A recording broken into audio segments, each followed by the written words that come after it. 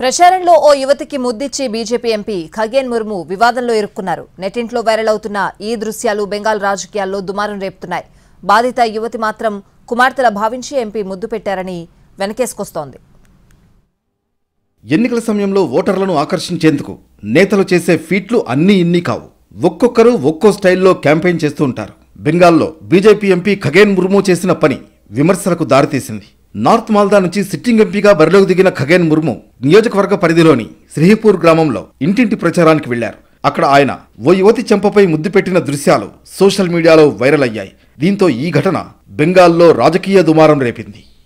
బీజేపీని టార్గెట్ చేస్తూ టీఎంసీ నేతలు విరుచుకుపడ్డారు. మహిళలకు బీజేపీ ఇచ్చే గౌరవం ఇదేనా అంటూ ఫైర్ అయ్యారు. మహిళా రెజ్లర్లను లైంగికంగా వేధించే ఎంపీలు, బెంగాలీ మహిళలపై అసభ్యకర పాటలు రాసే నేతలు, ఇలా బీజేపీ క్యాంప్లో మహిళా వ్యతిరేక నాయకులకు కొదవలేదని కామెంట్ చేశారు. ఒకవేళ వారు అధికారంలోకి వస్తే ఇలాంటివి ఇంకెన్ని చేస్తారో ఊహించుకోండని విమర్శించారు.